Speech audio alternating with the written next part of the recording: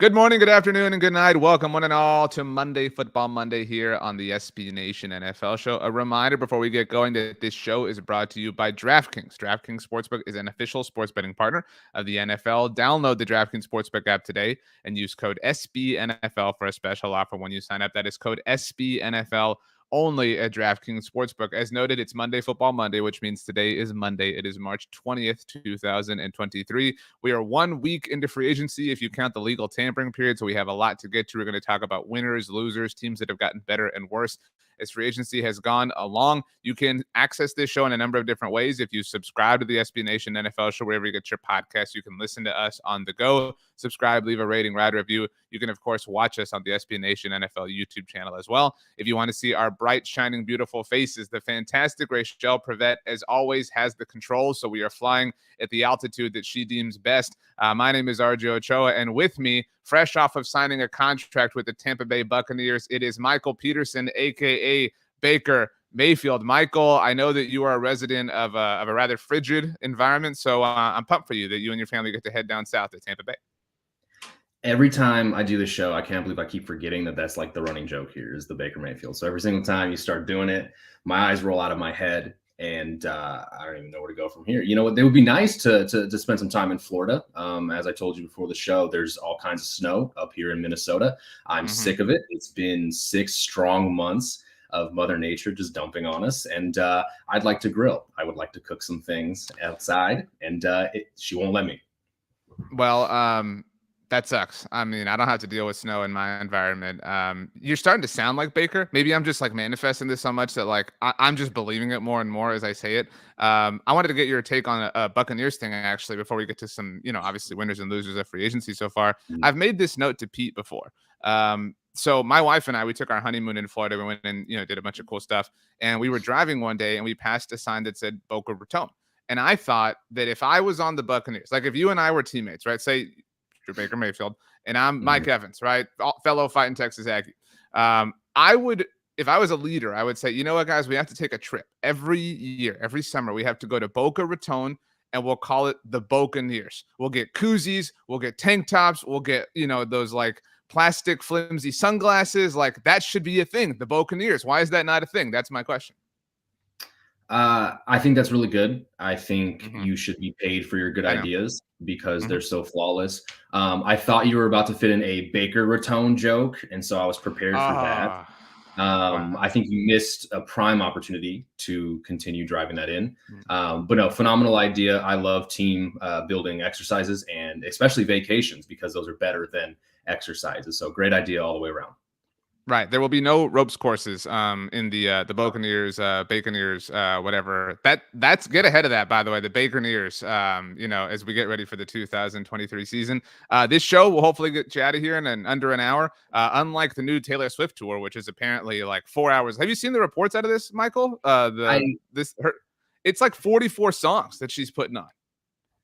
Like during a concert, a single concert? Yeah. During a singular concert, it's like 44 songs. That seems like quite the reward for fans who obviously went through all there was like the ticketing drama, right? Like people weren't able to go through that, and then that solved, and now she's like, well, I'm sorry, you guys had to wait for Taylor. You're going to get all of Taylor in this one night. So maybe I can see the reasoning, but I can't say I would be a fan of standing in the pit if they do that at Taylor concerts for right. There's a lot of moshing happening at her concerts, so that makes sense.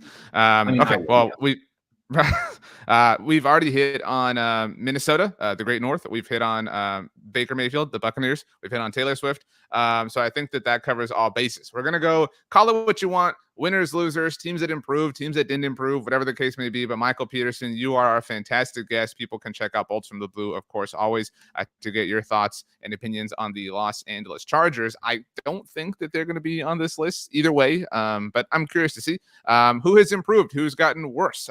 Your thoughts as we sit now 1 week out of legal tampering and free agency.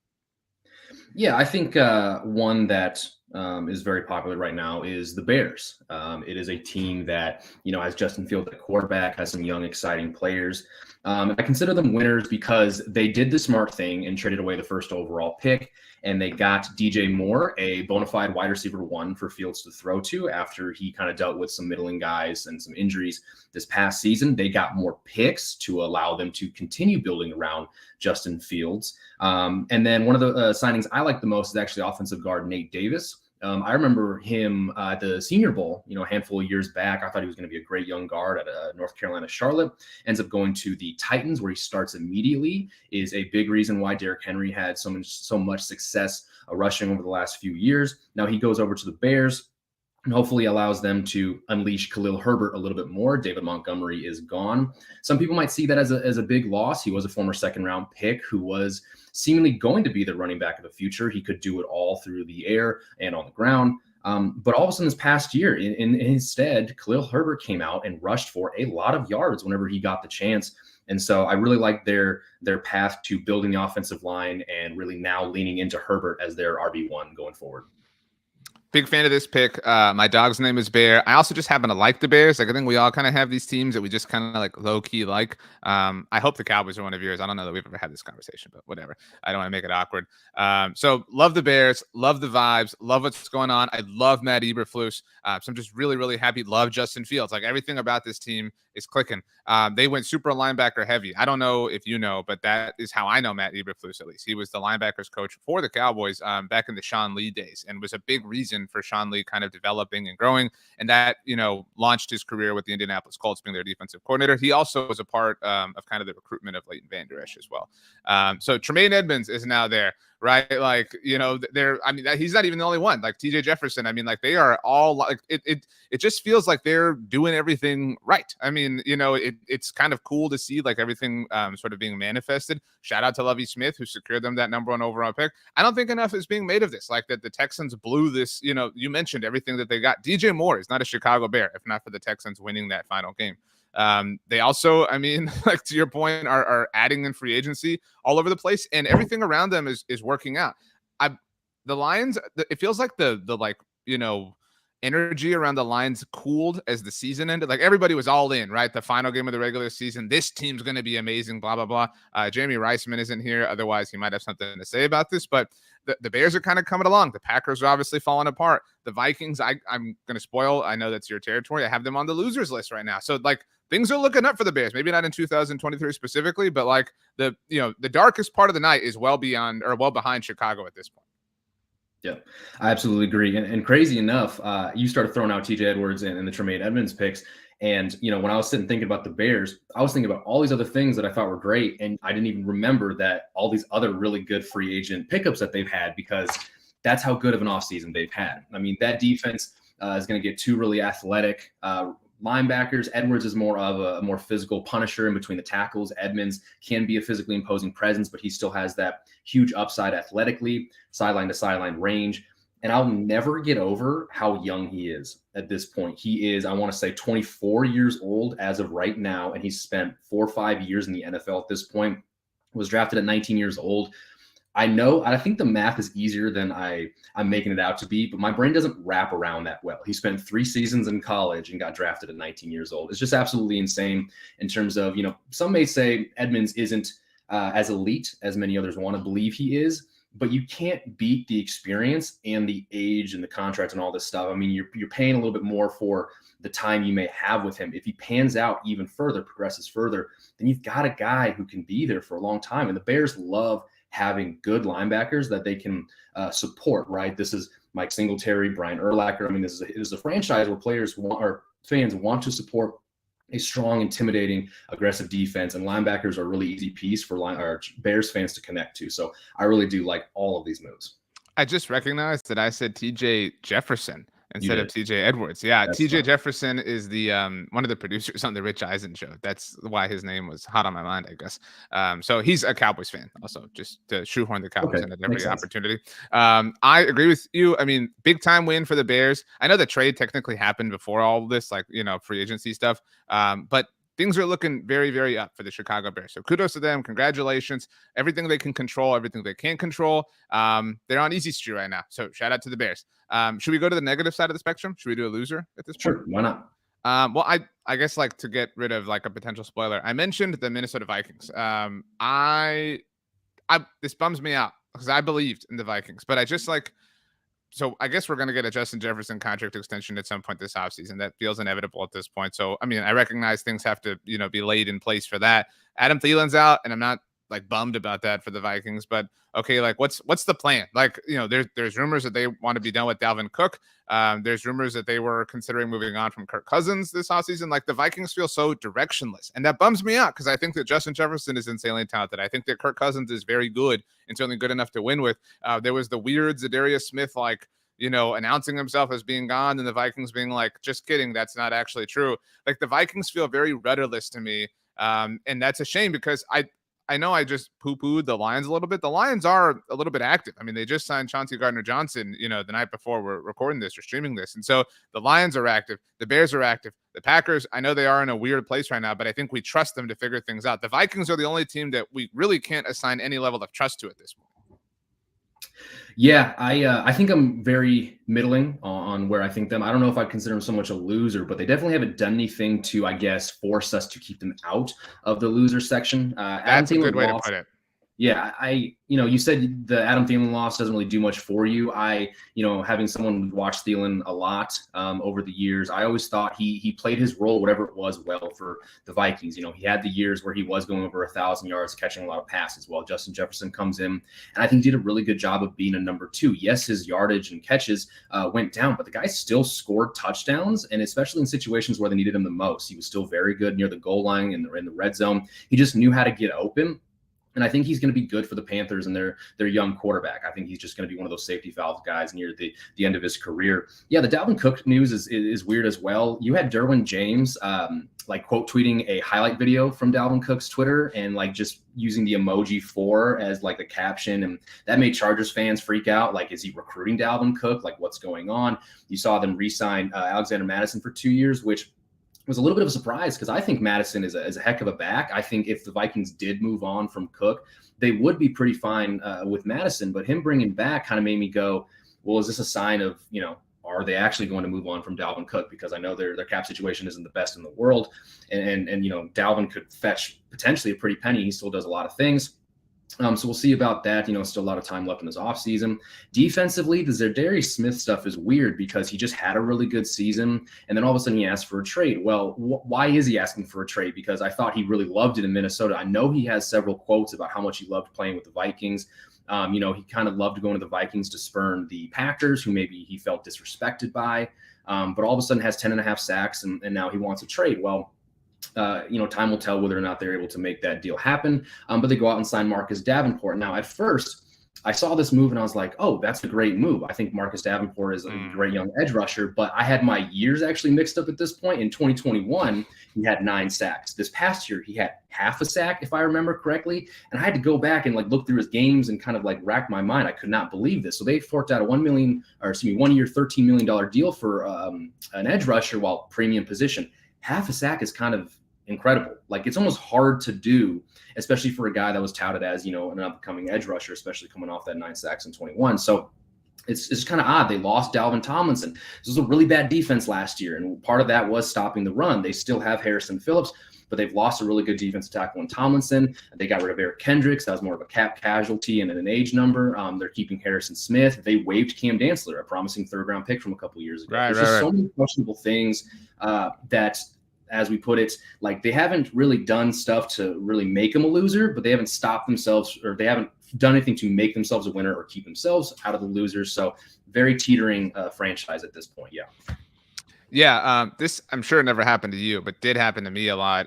Like in high school or college, like the Sunday, where you just kind of chill and you just let yourself do nothing. Like, and you can't stop yourself. You're like, I know I need to do something productive. Like, I know I need to study or do this homework or whatever, but you just can't, for whatever reason, pry yourself off of the couch. And then Sunday night hits and you're like, well, these are the consequences of my actions. Like, this is stupid. I should have done the work. And that's kind of the Vikings. It's like it's 8 p.m. You know what I mean? And the Vikings haven't even had dinner yet. Like, it's just the clock is ticking. It's like, man, like this night has gotten really awkward for you. You mentioned Marcus Davenport, the half sack last year. It's not like he played in like 3 games, right? To where like, oh, well, you know what? He played in 15 games last year for the Saints. He's had such a weird career. I will never forget being so confused when they traded up in the first round. And we all thought it was for Lamar Jackson, and they wound up being for him. The Vikings, at the moment in time that we're doing this show, which is about 10:30 Central on Monday the 20th, Over the Cap currently has them last in salary cap space. They are one of 2 teams in the red, along with the Bakerneers, who aren't even $1 million into the red, but still, like a really. There's nothing that they have done that I can sit here and be like, oh, well, this is the logic behind that. You know, like maybe the Adam Thielen thing, like, fine, you let this dude walk, like maybe he's a little washed, whatever. But you know, you have Justin Jefferson, fine. But like, that's why, like, I feel like they're directionless, and they were close. Like, I'm so bummed for them because it feels like they've only regressed, and they had an opportunity last year. They obviously failed to capitalize on it, and it feels like they're not going to be able to do anything this coming season. Yeah, I absolutely agree. Kevin O'Connell has created a phenomenal environment.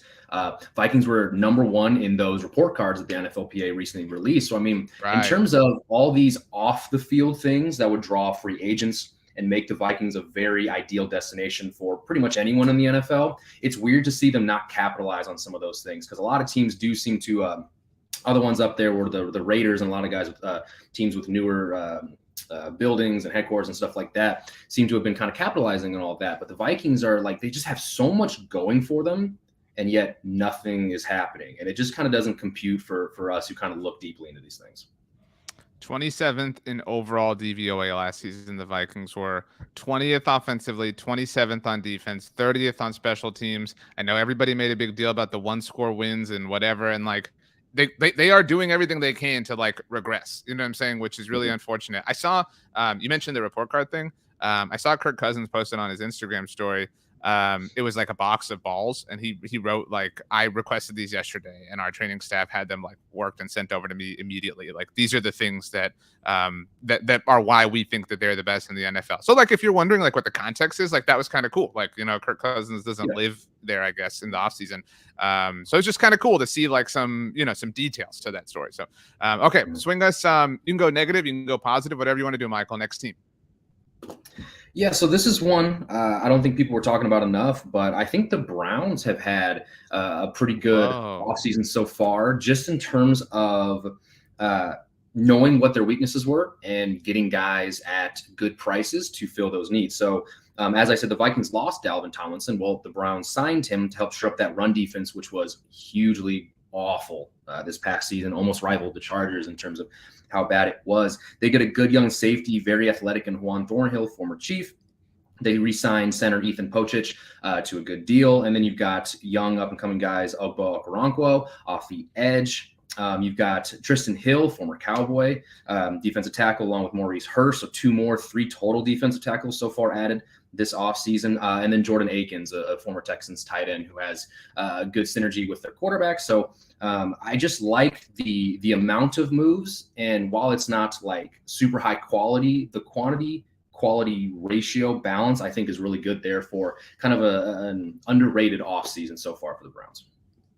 I didn't have them on my list. I mean, the Browns, I feel like, have really faded in the world of significance for a lot of people for obvious reasons, but those are fair points and objective points. I mean, I saw they restructured Deshaun Watson's contract. Like, whoa, big surprise. Like, NFL teams can create salary cap space whenever they want. They're in a weird place too. I mean, the Browns, like, I mean, the scrutiny they're facing is fair and warranted and everything, but like, what are they going to look like? I mean, I think everyone understood that in a football sense, they were going to be very weird this past season. So this is kind of it. Like, you know, and I don't know that there's an it that there isn't, to be very clear, an it that they can achieve. And everyone's like, oh, it was worth it, because there isn't an it. But like, are you going to be a good team? Like, I feel like Kevin Stefanski low key is on the hot seat, right? Like, I mean, it's been a long time at this point. He is one of 3 coaches left from the 2020 hiring cycle, him, Mike McCarthy, and Ron Rivera. So like, it's been a minute, and I had forgotten this. Do you remember that Kevin Stefanski, and this isn't his fault, but he wasn't even there for the playoff win? I had forgot he was on the COVID list that game. I forgot all about that. Yeah, I'm now remembering it. Yeah, that's so weird. So It was very strange. I Like love it. they're in a different place, the Browns, again for obvious reasons. But this is kind of a put up year for a lot of people in that organization, and so they're kind of acting like it. To your point, so okay, that was fair. I hadn't really, like I said, looked at the Browns. Like they've sort of been off my mind for a long time. So you went positive, so you're leaving me the negative side, which I'm really not a fan of. But it's okay. How about the LA Rams? I said this actually to you last year on Monday Football Monday. I feel like nobody cared that the Rams won the Super Bowl a year ago, right? Like there are a lot of people who care, who bothered by the fact that the Chiefs won it. I'm sure you're chief among them. But like nobody was like bothered that the Rams. It was like okay, like cool. And then like I feel like nobody even cared that Sean McVay was like gonna retire and gonna go into like broadcasting. Everybody's like okay, like fine, let us know like what's going on here. Nobody really cares about this whole story. The Rams traded Jalen Ramsey and didn't really get, I feel like, a lot for him. A lot of us were like, that's it, you know what I mean? And I understand that Ramsey wanted to go there and the Rams are kind of stuck. And I know a lot of people are dunking on them like, well, this is the consequence of like going all in, F them picks, blah, blah, blah. I don't totally view it that way. I think they've just made some bad decisions. And I think that they've also been the benefactors of some poor luck. Obviously, Cooper Kupp got hurt. Matthew Stafford got hurt. There are still the rumblings about Matthew Stafford, what's going on. But like, they have Cooper Kupp and Aaron Donald. Those things I'm very, very confident in. They have nothing else that I feel like good about. Like even Matthew Stafford, I'm kind of like on. Like the Rams. Like what have they done? Like how are we supposed to believe they're going to be better in 2023? Yeah, I think you're absolutely correct. I think people in a way got bored of the Sean McVay Rams style of like team building over the years because it was just hemorrhaging first round picks for good guys, giving good players huge amounts of money, and yes, it did pay off, right? I mean, you can say that, but again, it's almost weird. Like people just kind of expected it to happen because of all the things that they were doing. They finally won the Super Bowl. Everyone goes, wow, good for them. They finally did it. Now let's go and focus on like all these other teams doing it the way we've all kind of come accustomed to, who have picks, who have exciting players and still future ahead of them. Because right now the Rams are dealing, with a lot of those ramifications. They did get rid of Jalen Ramsey for probably a price that not many people expected. Now you are left with Matt Stafford, Cooper Kupp, Aaron Donald. And again, like you said, people are still really iffy on Matthew Stafford because there's just been way too much talk on, his arm. And I guess I can't remember if arthritis was the word thrown in there, but he just had these chronic problems with his throwing arm and shoulder. And then they're also hemorrhaging like any other good player that they kind of had through the past couple of years. Leonard Floyd, Greg Gaines is a former teammate of Vita Vea at Washington, who people really liked as well. He's now with the Buccaneers, I believe, joining Vita Vea down there in Florida. And then like, I don't know, it's weird. You say the Aaron Donald, Cooper Kupp, but then like what? Cam Akers, unfortunately, has had like a weird up and down saga in his career. They wanted to get rid of him. That story went away. It was like he's played his last down for the Rams, and then he was back. It was very strange. Yeah, it was very weird. He was just like upset about how things were going, and then he just stuck around, and unfortunately for him, it paid off. But again, like that, the offense has literally turned into Cooper Kupp. Like if you look at all their numbers, all their splits, and rightfully so, like he's a great wide receiver. If that's how your team wins, do it. But like obviously that's not sustainable. Aaron Donald had like a down year last year by his standards, while it was like fine for a normal defensive tackle, but by Aaron Donald standards, it was not that great. So all of a sudden, I think there's just a billion questions in the air. And like Sean McVay, I don't think anyone would have been surprised if he retired because he saw this potential hole that he dug. They won the Super Bowl, but at what cost? And then he comes back and says, you know what? I owe the Rams more. I'm going to accept this challenge. So now he's trying to earn a lot more salt for himself as a coach, saying, this is a bad situation that we're in now, but I'm going to show you guys how good of a coach I actually am. It's not just being held up by good players. I'm going to coach the seemingly really bad team to success going forward and show you guys that I'm much more than just a guy who played it by his own way and I'm now dealing with the consequences. Do you believe that's possible? And by the way, it's amazing that the Rams sucked last year. Like they were really bad and they were still not even last in the NFC West. Like shout out to the Arizona Cardinals. Yeah, absolutely crazy. I do think it's possible. I probably would have said, yeah, it's for sure possible before seeing how bad they were in 2022. But, who cares if you have all these other good players if their offensive line is as bad as it is? Like it just didn't look like a Sean McVay offense. It was always very efficient, getting guys open in space, yards after the catch. He could scheme like anybody open. That's just how McVay has, found his success. But they couldn't do anything. It was so weird watching that offense sputter, regardless who was at quarterback, because it felt like, if he did it with Jared Goff back in the day, he could do it with almost anybody. Based on how we thought about Jared Goff back then, it just was one of the most boring teams to watch last year for sure. I'm looking at this right now. So they had a negative 77 point differential last year. Other than that, every year was super positive under Sean McVay, except for 2019 when they missed the playoffs. They were only plus 30. Prior to his arrival, they had a negative point differential in 13 straight seasons. That's wild. Like, I mean, so maybe it is kind of like jarring because it feels like they've really sort of fallen off or whatever. But I mean, it's probably not as bad as like they might be a candidate like ripe for positive regression. You know what I'm saying? Yeah, I absolutely agree. Same with the Vikings are probably negatively regression, same fashion. Yeah, I can see that. They are plus 400, according to our friends at DraftKings, to win the NFC West next year. Like, if I had to take a flyer on a team, that might be it. You know what I mean? Like, that I might be willing to do that. Like the Panthers are plus 300. I would much rather bet on the Rams than the Panthers, I think, personally, even though they have the number 1 overall pick. So, okay. Where do you want to go next, Michael? Actually, you do a negative because, I know, whatever. Actually, negative, positive, whatever you want. I'm sorry, I should have let you pick whatever you wanted. Let's see. I think I'm gonna go negative. I'm gonna take that off your shoulders here. And I'm gonna say let's go with the Commanders. Let's dunk on them a little bit.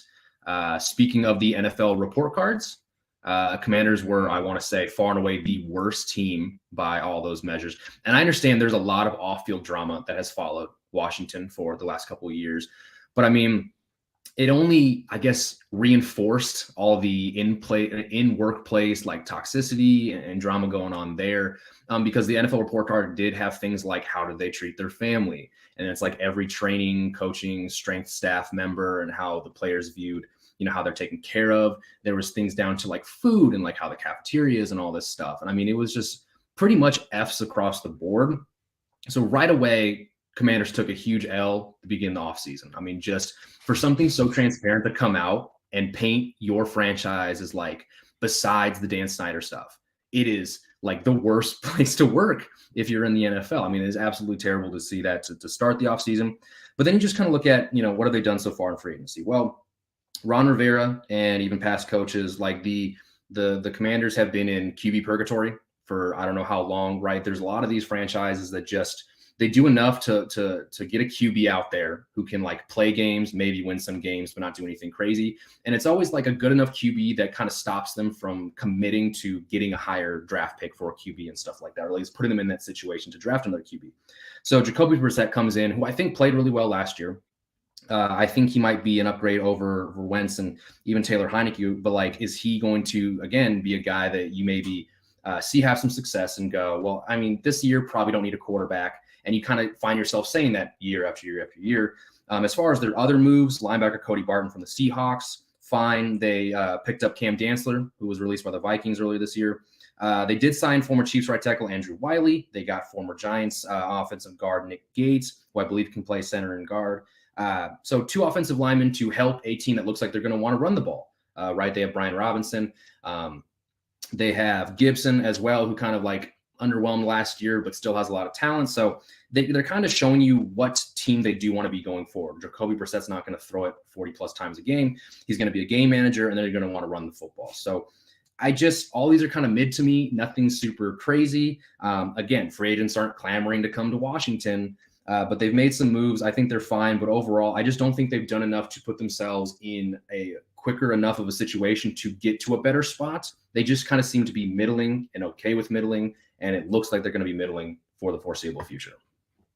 So Brandon and I do the NFC's mixtape every week, obviously. And last week, we were really chastising Washington for their lack of action at the quarterback spot. And this was before, Jimmy Garoppolo had gone to the Raiders, and, we'd seen, Mike White going to the Dolphins and things like that. Like, we'd seen some dominoes start to fall. And to be clear, I don't think that those are the answers, but like, you can't be doing nothing. Like, and we actually were like, what are you going to do? Jacoby Brissett. And then they wound up obviously with Jacoby Brissett. And I think Jacoby's a fine player, but like, a spoiler alert again, I have the Cowboys, and the Giants both on my winners list. The Eagles were in the Super Bowl last year. So it's like, dude, you're in a division rather, with some top dogs. Like literally every single team in the division they play in was in the divisional round of the playoffs. Like they were 3 of the 4 teams in the divisional round of the playoffs on the NFC side of things. So like you got to be doing something to catch them. And I feel like use the word mid, like that's like cool. Like Terry McLaurin's really nice. I mean, Hogs Haven right now has a depth chart available, like a loose one based on what we've seen so far in free agency. Okay, Andrew Wiley, it will be very fun to watch him play the Eagles because of all the drama. But like, I love Terry McLaurin. I love Jahan Dotson. Brian Robinson's really good, but like, okay, like Sam Howell, Jacoby Brissett, like this, it's all going to go as they go. And like, if they're just not like, again, I think much more highly of Daniel Jones than I do either of those players right now. And so like, I feel like they're really trapped. And I feel like you're right. There's a lot happening off the field, and it's unfortunate that they have to deal with that as far as like football operations go. But I mentioned Kevin Stefanski is one of 3 coaches from the class of 2020. So is Ron Rivera. I mean, Ron Rivera, I feel like this has to be it. Like he has to do something sizable, or else why are they going to keep him around for another season? He's a great leader and has helped, I think, bring some level of legitimacy, like the bare minimum, to them from a football standpoint. But they are just, I feel like they're floundering in the wind right now. Yeah, I absolutely agree. I think Ron Rivera's resume and everything that precedes him is a big reason why he is still there in Washington and why he's getting another year this year to see what else he can do. But I think you're right. I don't think he's positioned well to even have a chance to do something to wow anybody and say, like, this is why I need to keep coaching the Commanders for the foreseeable future. I think, unfortunately, he's destined to fail. And that just sucks because, everyone's a big Ron Rivera fan. It just sucks he was put in that situation. Maybe he chose wrong when he was, trying to find his next head coaching job after the Panthers. But overall, it just sucks to see. You respect and love a guy like that so much. But I just don't know how he does anything of value really going forward. I mean, even if they go 500, what does that do? It probably everybody else in the division went 500 as well. So like, I don't know. It's an unfortunate situation for Rivera. It sounded like you got a Discord notification. Is that true? I thought I muted all my stuff, but I am in 20. No. I asked because I'm new in the Discord game. So maybe you and I, we talk about Discord on Discord after this recording. So we'll see about that. So anyway, that's a different topic. Okay. Let's swing. Well, I mentioned the New York Giants. So I'm really trying to set it up so that you pick the Cowboys, Michael, just so we're clear. The Giants traded for Darren Waller. They signed Paris Campbell. It should be mentioned, while it's not like free agency technically, they did get the long-term deal done with Daniel Jones. They got Saquon Barkley back on the franchise tag. This offense got a lot better, and I think if anybody earned the benefit of the doubt or just the benefit in general last season, it was Brian Daboll. So now Brian Daboll has that offense to work with. I'm not a big believer in tight ends. That's why like all these Cowboys fans are like, oh, like Dalton Kincaid. And like, don't be spending your first round pick on a tight end, please. Like, I know you and Irv Smith are friends and like you go to the same Barbara and all that stuff, but like, I don't need to, I'm not placing a high value on a tight end right now, but still Darren Waller is an elite. He might be the best skill position player that Daniel Jones has ever had that isn't Saquon. So their defense is getting better. They got Bobby Okereke from the Indianapolis Colts. Like they are back. Like this used to be 2 games that the Cowboys could at least, kind of lock up, and those are easy dubs. I think Dak Prescott's like 10-1 against the Giants in his whole career, something ridiculous like that. I mean, but now like they are a force.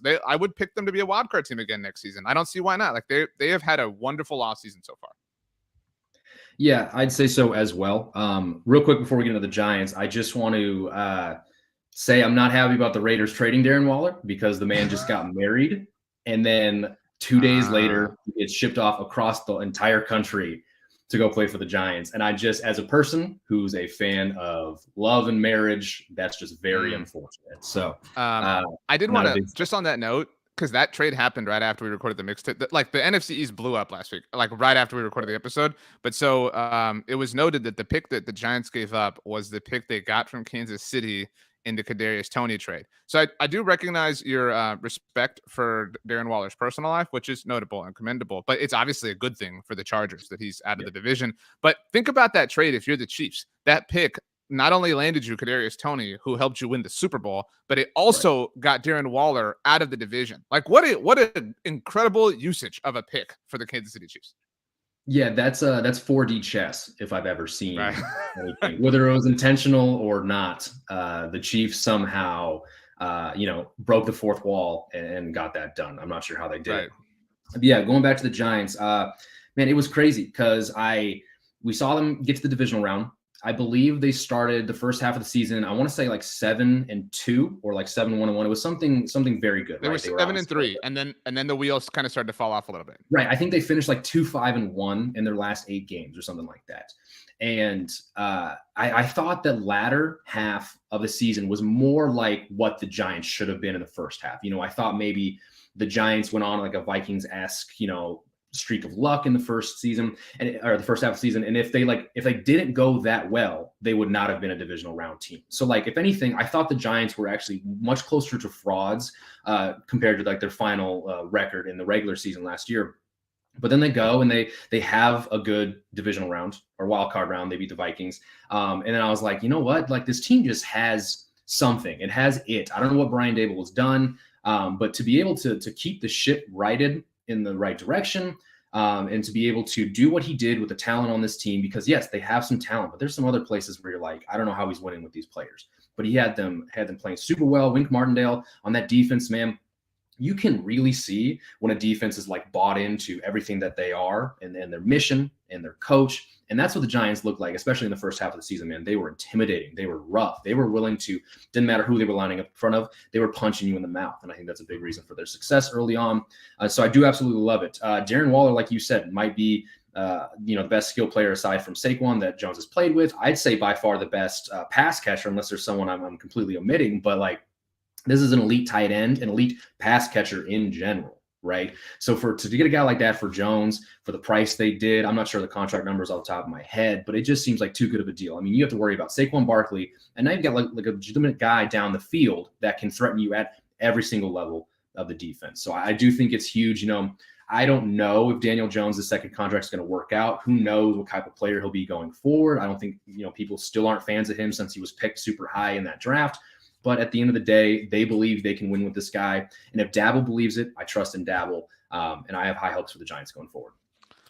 It's been, I think the Giants and Vikings, like the fact that they met in the playoffs was really funny just because they were both like the fraud teams, right? Like, and so it was like, who's going to be the like actual fraud? And it was the Vikings. And so I feel like they've approached the offseason in the ways that they kind of played that game. Like the Giants have been aggressive and they've been going at it and they've been proving that they're actually a little bit more for real than we were willing to give them credit for. And the Vikings are proving like maybe we were frauds, like we're just kind of content to sit here and fraud them. So yeah, I mean, the Giants deserve all credit in the world. It's a big bummer. And I hate it. But yeah, Daniel Jones, it was 4 years, $160 million.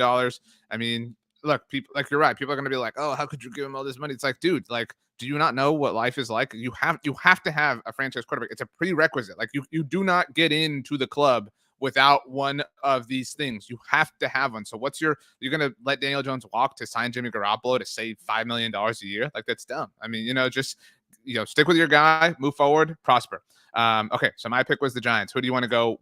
Positive, negative? We went positives, maybe negative again, but it's up to you.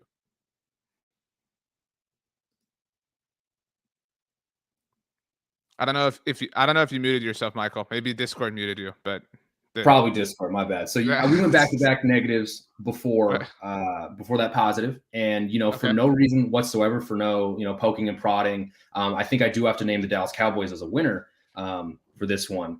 Again, no reason at all. I was just sitting here minding my business, and they popped into my head. Objective. Mm-hmm. Right. Super. So, I said before we started shooting, I was like, I can't believe you guys got Brandon Cooks. I have just been a fan of Brandon Cooks just for the sake of the value he has retained from team to team to team, for the production that he keeps putting out there from team to team, no matter who's throwing him the football. There's just something special about a player who has like plot armor almost in the NFL, because we see a lot of really good players who just switch from their first team to their second team. And then 2 years later, you've never heard of them since. Like, it happens so many times. The grass isn't always greener, yada, yada, yada. But for whatever reason, Brandon Cooks is just like, yeah, man, I just come to work and I ball out. Like, there's just nothing that he does like terribly wrong. He's not even the most like complete receiver in the NFL, but he's just like, yeah, I'm just like good at getting 1,000 yards every year. I don't care who's throwing me the ball. I catch it, make plays and all that stuff. So absolutely huge. I question it a little bit because wasn't Mike McCarthy the one saying like we're going to run the dang ball, and then he goes out and he gets like a really fast wide receiver. And I understand that like helps with the play action game. It does help influence the defense and stuff like that. So like there's a bunch of positives for still getting a good wide receiver in free agency. But I just thought that was kind of funny after what he said publicly on where he wants the offense to go. And then, of course, you gotta name Stephon Gilmore. He obviously is an older Stephon Gilmore. Obviously, he won Defensive Player of the Year in 2019. I still think he's a very good player. Was a good player for the Colts. Hopefully, he's a good player for the Cowboys as well. Just two big names to add to a team who has been one of the more exciting groups over the last few years. Offensively, defensively, tons of talent on both sides of the ball. And you just added two guys with like legitimate name power as well to that same franchise. So I think these are both awesome moves. It took the Cowboys 2 5th-round picks, obviously both this year. One of them, one of their two, they had two, so they had their original 5th-round pick, and then they picked up 2 5th-round compensatory picks. They sent one of the comp picks to the Colts for Stephon Gilmore. They sent their original 5th and a 6th next year to the Texans for Brandon Cooks. You mentioned the McCarthy. So my point is like you get 2 starters for 5th-round picks. Like what like that's the world you want to live in. You mentioned McCarthy's comments. I'm a little bit more sensitive to those, just like living in the Cowboys world. Because a lot of Cowboys fans are so quick to dunk on McCarthy that just like McCarthy is a bluffer, man. Like, and I'm not saying like he's going to come out and throw the ball like 50 times a game, but like it was never going to be that. You know what I mean? Like that was just the Joneses want to hear that they're going to run the ball. So like to your point, since McCarthy said those words, the Cowboys released Zeke Elliott, who's like the identity of being a bell cow running team, whatever, which was a difficult thing for them to do. They've been really emotionally attached to Zeke and traded for Brandon Cooks. So again, maybe a little bit smoke and mirrors on McCarthy's part. These are the types of moves that Cowboys fans have wanted to see forever. I mean, forever and ever and ever. There were discussions for them in terms of trading for Cooks in the middle of last season before the deadline. Talks about a 2nd or 3rd round pick. So they obviously got him at way better value. You mentioned it. He is super, super, super productive. We were obviously super pumped about the trade at Blogging the Boys. So I was just looking up some Brandon Cooks numbers since 2020, which is just his Texans career. And obviously not the best quarterback play in that time. He did have the 1 year with Deshaun Watson. Since 2020, there are 17 receivers who have at least 2,800 yards and 15 touchdowns, and he is one of them. So is CeeDee Lamb, and so is Amari Cooper. And this kind of I felt like Andy Dufresne at the end of the tunnel, like finally getting through the Amari Cooper stuff. Like it was like, okay, now we're free. You know what I mean? Like this Amari Cooper ghost has like lived in our heads rent free for a year. So this is finally, and to that point, this is the Cowboys finally acknowledging that they effed up. You know what I mean? Like it was a bad trade then. It remains a bad trade. And to this point, they hadn't done anything because they didn't want to accept that. They didn't want to admit that it was bad. So they have acted like a team that was really close last year and that can sense that and can taste that and wants to move forward.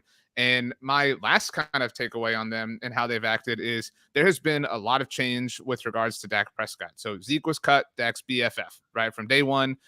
He had an Instagram post that was a hat. I don't know if you know this. 214 is the area code for Dallas, one of them, the more prominent one. And so it was like they were 21-4. Like it was just like a big thing this entire time. So like Dak posted this photo and it was like this big emotional thing. And this has been an emotional thing. But so Zeke's gone, one of his BFFs. Kellen Moore's gone. You know that very well. Obviously, new LA Chargers offensive coordinator. Doug Nussmeier's gone. You know that very well. I mean, I kind of like that they're, hey, Dak, be a little bit uncomfortable. Like I kind of like that a little bit. And I'm a big Dak guy. I'm wearing a Dak Prescott hoodie right now while we're doing this. Like I kind of like that they're forcing Dak to kind of like, this is a business, man. Like it can't all just be your best buddies all the time. And I'm not accusing Dak of rigging the game that way, but it feels like they understand that they're making, I don't want to say cold, but they're making objective business-related decisions, and that's what helps lead to players like Stephon Gilmore and now Brandon Cooks. It is a big win. I'm very, very pleased. I haven't been this excited about a Dallas Cowboys offseason in a very long time. Yeah, I think it's super great to hear just from someone who had, as a Chargers fan, enjoyed a offseason last year. That was very cool to see. As you said, these were moves that the Cowboys fan base had been waiting a long time for. Last season, the Chargers before that weren't really known for making big sweeping moves in free agency as well. They traded a 2nd and a late round pick for Khalil Mack, obviously ties to Brandon Staley. They went out and signed J.C. Jackson to a huge deal. Unfortunately for the Chargers, what those two turned into were J.C. Jackson, unfortunately, being kind of one of the worst defensive backs to step on a field last year before the severe injury that we don't know if he's going to be ready for the start of this next season. I mean, it was that severe. I think it was week 7 against the Seahawks. I mean, it was like he allowed 2 touchdowns that game, and then the injury. One of the touchdowns came on the injury. I mean, you couldn't have wrote like a worse script for a very promising player going to a new team, and obviously Chargers spent a lot of money on him. Very unfortunate. Hope he comes back strong. And then Khalil Mack had, I want to say, 7 sacks in the first 8 or 9 weeks, and then he had 1 sack through the final 7 or 8 games of the second half of the season. So not exactly the way you want those things to go. Joey Bosa was obviously hurt for, I want to say, 12 games. Again, the first year where Mack and Bosa were going to play together, they're just never on the field together. So it can turn out very in the other direction, right? You have this hope and this hype, but these are still 2 very good moves. And I mean, history shows that they're going to be healthy, that they're going to be productive. And I think Cowboys fans can feel very good and have some solace there, while Khalil Mack was coming off, a season where he only played 6 games. J.C. Jackson was healthy, but again, people thought he wasn't a good fit in LA. So overall, I just hope from fan to fan that these work out and you can feel good about it going into the season. Right on. Well, shout out to the Dallas Cowboys, America's team. You picked the Cowboys, which means I am next. We've done 2 positives. You put this on here. It might have been you or Rachel. I think it was you. The New England Patriots. Was that you? That was you, right? It was me, yeah. Okay, I'll make your case for you. So your notes say Juju is mid. Literally wrote that in a document. James Robinson, top 16 running back money without Ramondre Stevenson. The James Robinson thing was very strange. How the Jets traded for him last year after the Breece Hall injury and then like didn't use him at all. Just he's had a very strange, last 365 days or so. Yeah, I mean, the Patriots are in a very, very weird spot. They paid Mike Gesicki. Not a lot. It's 1 year. I think it's up to $9 million. But like, what are they? Like, we're deep enough into the post Brady world now where like there's a big sample size. You know what I mean? Like at first it was like, okay, well, they're still kind of figuring things out. Like, no, we're 3 years in. Like they are mid. Like that's who the Patriots are. Like, I feel like this about the Rams. Like I made this joke to somebody, but like, the Rams are turning into the team they used to be before they moved to LA and Sean McVay got there and they were like forced down our throats. Like they were just a team that existed. And I know we're, maybe not old enough to like fully, vouch for this, but like the Patriots are turning into the team they were before Tom Brady arrived. Like just another team in the NFL. Like they've lost all their shine, all their luster. Like their only primetime games in the future are going to be like the one Thursday night game and maybe a Sunday night game if they're playing the Chiefs. Like the Patriots are just whatever at this point. Like I like nothing they do makes me inspired. Yeah, I'll tell you what, I didn't know you were going to read my notes verbatim, or else I would have been more nuanced and said more things to not sound like a little bit of beautiful. It was beautiful. Oh my gosh. Okay, so yeah, I just, Juju was signed for $25 million, and I think they could have found a similar deal to a guy who was already on the team in Jacoby Myers. Just in terms of, I think it's more of a lateral move than anything else. And maybe you could have had someone still there who has been in the system, who's proven to be successful with your quarterback. That's all my thoughts there. James Robinson, again, coming off, a little lackluster season. Ramondre is kind of the headliner in that backfield. But I guess if you do look at the Patriots' identity over the last couple of years, they do want like kind of a proven back to also be a 1-2 tandem in the backfield. It's never been a fantasy-friendly backfield, right? So Ramondre is probably going to be the guy you target in that essence, but like Robinson's still going to get his touches. Riley Reiff signed, a journeyman tackle from the Vikings to the Bears to the Bengals. He's just kind of a guy. And then, I think the Patriots can get the most out of him. Again, probably a little lackluster of a pick, but they've proven that they can get the most out of some, lower tier offensive linemen. And then Gesicki, they pair him with Hunter Henry. And when you talk about lateral moves, I know Jonnu Smith and Gesicki are not the same player by any means, very different builds, very different ways to win, but they're both non-traditional, like well-rounded Y tight ends. You're just kind of trading a little bit of how they win. One is yak, yards after the catch, more of a playmaker in the low to intermediate parts of the field. Gesicki is going to be your red zone guy up the seams as well. And again, they're going to have their niche. So to me, I think the Patriots were just like, we're not going to get a competent tight end 2 that can run block and also catch passes, but we're going to get a guy who can win the way he can. And we maybe just like the flavor of Gesicki over Jonnu Smith right now. And obviously they're paying a lot less money for Gesicki. So at the end of the day, that was probably it. But I'm interested to see how they use Gesicki going forward. Yeah, I mean, I guess, and the Jonnu thing is whatever. Like that was one of the worst free agent contracts handed out in recent memory. I mean, that was when they like what was that the 2021 offseason, I think, or 20 maybe.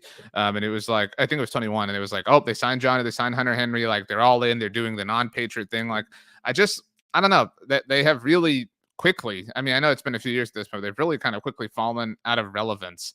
And I don't know that I'm bummed about that. I don't know that anybody's bummed or anything, but like it's strange. It's strange to see them like toiling. Like they're generally obviously for most of our lives have been a really buttoned up, secure, well thought out, logical franchise. And so to see them, so confused and befuddled is really kind of out of character. But yeah, like the Juju signing is emblematic to me. I don't like I mean, Juju's a fine player, but like he doesn't move the needle for anybody. Like where if Juju were to sign here, there, wherever, like he's not a player that completely changes your team. And so that the Patriots are the team like buying in on that. It's a strange time. I mean, like if right now you could trade anything on the Chargers straight up for anything on the Patriots, what would it be? Like, is there something? Like, is there something you're like, man, I wish we had that?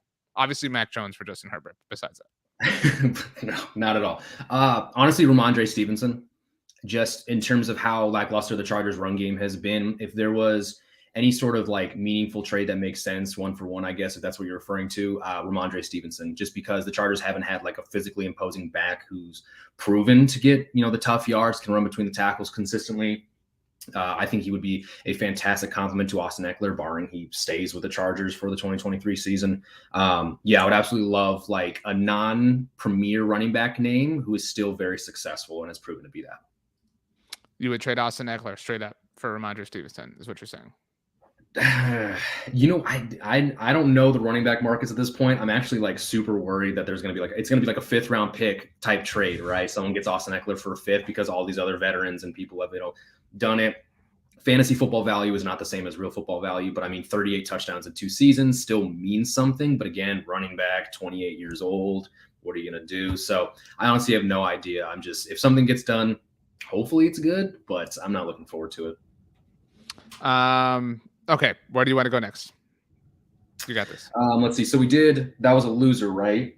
Let's bounce back let's go with a positive this time. Where have we done so far? We've done Bears, Giants, Cowboys.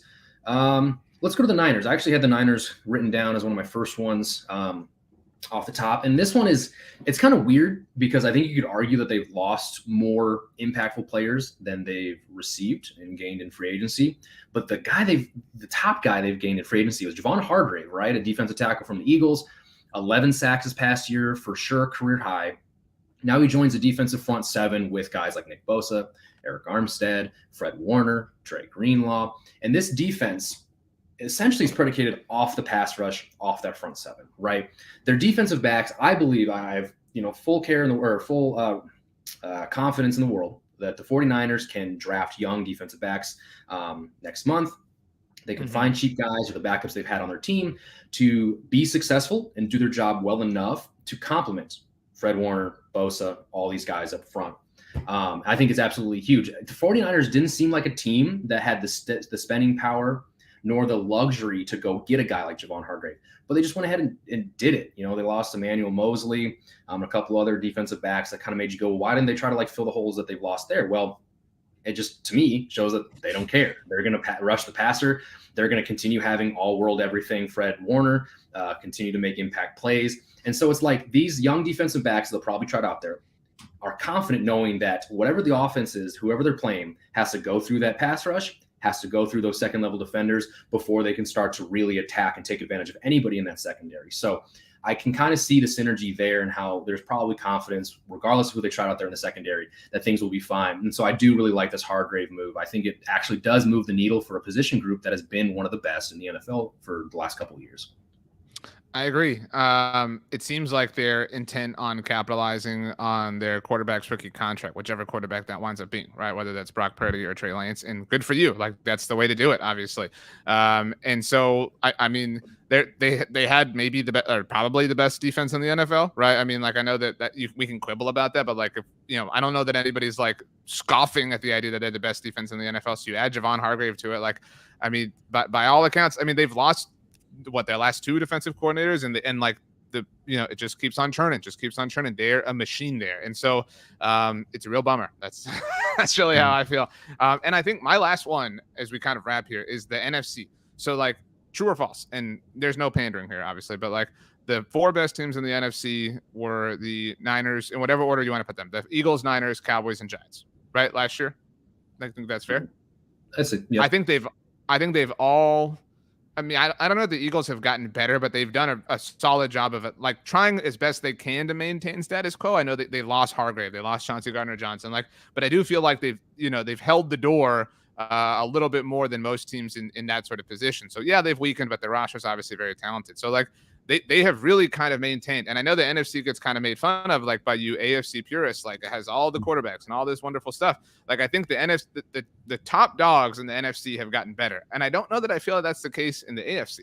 Like, do we feel like the Bills got better this offseason? I mean, not exactly. I'd say the issues they had were finding a better wide receiver 2 behind Stiggs, getting a shirt up run game. I mean, there's a couple things that I'd say they needed to figure out, and they touched on this offseason. They felt very comparable to the Cowboys last year for me, and some of that was the turnovers from Dak and Josh Allen, but some of it was like it was Dak to Allen and CD to Stephon Diggs, because there was nothing. Like, Gabe Davis didn't really materialize, and to the point we made, the Cowboys identified that and traded for Brandon Cooks. So like, we're kind of waiting for the Bills to sort of do their thing and find somebody. So the Bills kind of The Chiefs have lost Orlando Brown, which I guess makes the Bengals a bit of a winner here. They lost Juju, who did play a role on their team, obviously, but obviously they deserve a huge benefit. The Chargers, I feel like, are just kind of chill. This Austin Eckler thing, like, is hovering, which is whatever. The Jaguars, last year was the big free agency period, whatever. The Ravens, the Lamar thing is like, I mean, the top dogs in the NFC are coming for the top dogs in the AFC, is my point. Yeah, I think I actually agree there. One side has definitely tangibly gotten better. You can point to just a number of moves on the NFC that goes like, this makes their team better, that makes them better there, all this stuff. And like you said, so the Chiefs lost Orlando Brown and are paying, I guess, another tackle who is a downgrade from Brown, more money than Brown signed with the Bengals. The Bengals have kind of been fine. I think as long as Joe Burrow and Jamar Chase are there, like, they're going to figure it out. But again, I can't say they've actually gotten better. Like you said, the Bills, I mean, turnovers over and over again near the red zone, near the goal line. It's tough to see. They haven't done anything to fix their things. And then the Chargers, I think the Chargers, again, bias aside, they've been quiet. But what they've done is they got, someone that's eventually going to replace Drew Tranquill, who went to go sign with the Chiefs. They re-signed right tackle Trey Pipkins, who by far his best season was in 2022.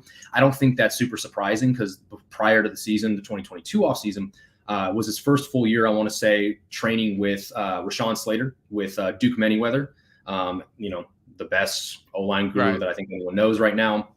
And so it's no surprise that he's at it again this offseason, and they got him for a good deal. Plays a premium position tackle. You thought somebody might have poached him, but his market wasn't as big. So Chargers got him back.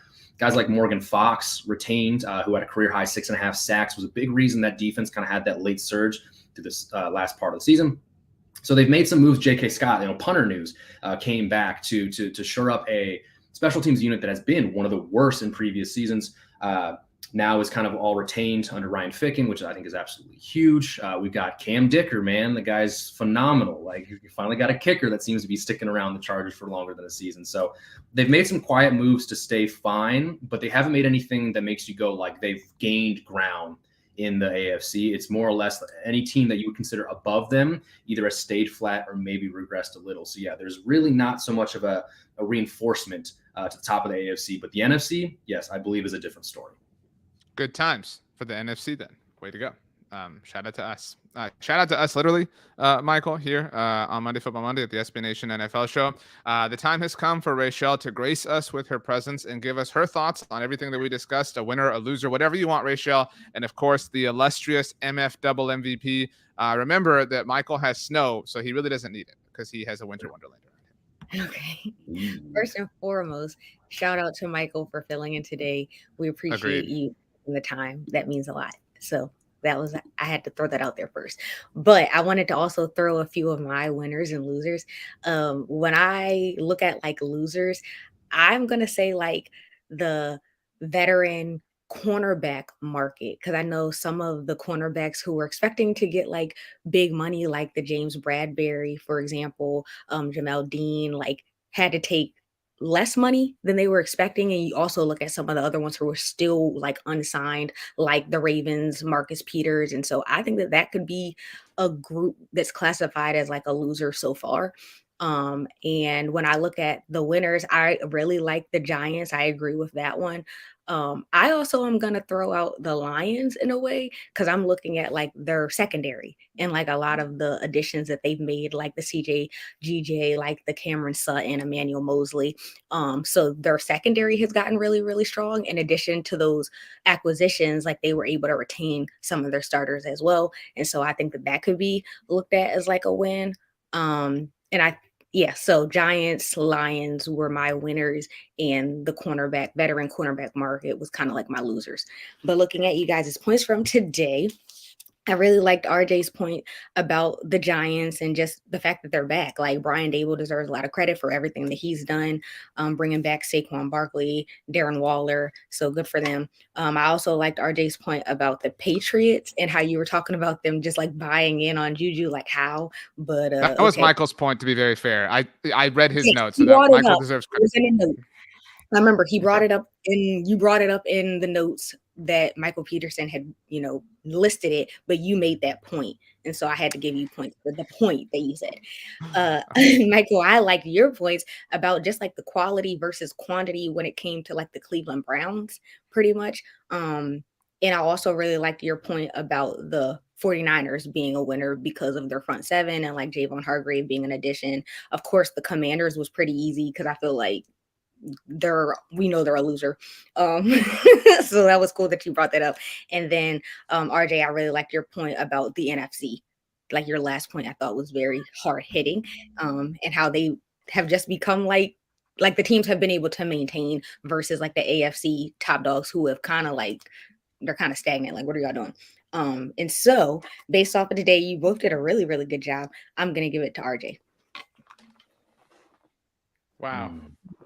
Wow. What's funny, Rachel, is the moment you gave me credit for the Patriots point, I immediately was like, that was my goals. I don't want any credit for it. But when you gave him credit for the 49ers point, even though I wrote that on the notes, he didn't offer that same, benefit back to me. He had no problem taking credit for the one I put on the notes. So just putting that out there.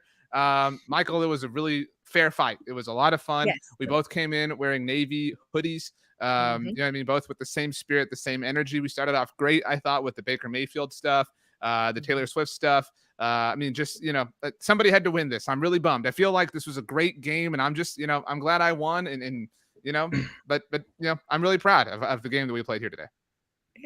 Yeah, I absolutely agree. I just want to shout out my cat Sebastian, who has been absolutely wreaking hell next to me this entire video. He is still eating a box, going through the trash, trying to bite my shoe.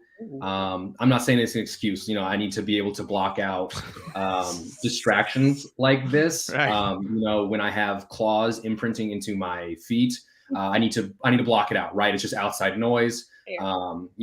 I can't be that way. So, next time I'm gonna go back, work on my fundamentals. It's been a bit since I've been here, right? So I'm gonna work on my jump shot, my free throws, and come back even stronger next time.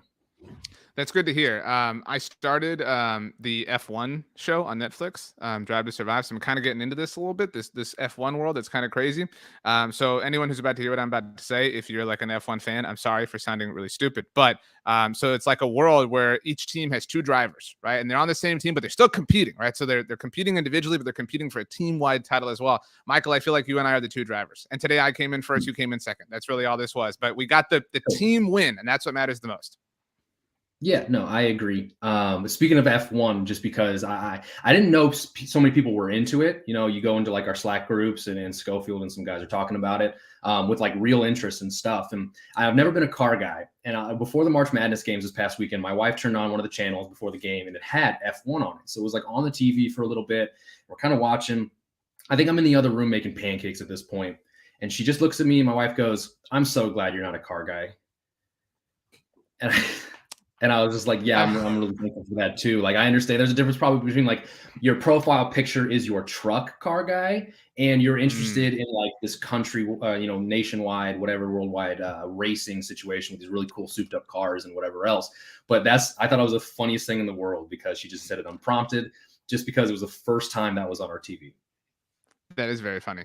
Yeah, I am not a car guy. I don't like I can't be the person who's like messing with their car or anything like that. Like, right. I don't, miss me. It's cool to watch them race. That's the level of interest I have. Rachel, do you drive fast, Rachel? No, I don't drive fast. Rachel, what color is your car? Black. Okay.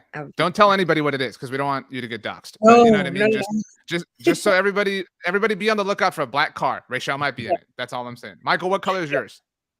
Gray, like a silver gray. Okay. Mine is white. So like we're kind of like a transition. Neutrals? You know what I'm saying? Like on the color scheme. Yeah, like you know what I'm saying? We all kind of have them. Like they're on the lot next to one another. So that's cool. Yeah. Wow. Michael, as we leave, tell us the ideal breakfast plate, not the buffet. Like what's on your plate? You told Rachel and I that you were a big breakfast person before we started showing or recording. You told us that before. You just bragged, no big deal, about making pancakes and the like car conversation with your wife. So like you're at your brunch spot of choice. Tell us what's on your plate, and we're gonna leave. It's up to you and your imagination, however expansive you want to get. Go for it. This isn't super hard, but like I'm gonna pick between two different things. I would either do huevos rancheros, or I would do a breakfast burrito, smothered in queso and salsa verde, and all the fixins. So I don't like traditional American breakfast. Fine, phenomenal, gets the job done. I am a like Mexican inspired breakfast person. In college, there was a place called Banditos in Iowa City when I was at Iowa that only did breakfast on the weekends. And so we get up super hungover and we trolley in and mimosa, huevos rancheros every weekend. It was a religious experience. So that is my type of breakfast. When we were in Mexico for our super late honeymoon this past summer, every morning woke up on breakfast on the beach, and I would get all the smoked meats and seasoned stuff and phenomenal things. And my wife gets like French toast and bacon and eggs. And I'm like, we're in Mexico. I'm going to eat all this other stuff. That was beautiful. Love that.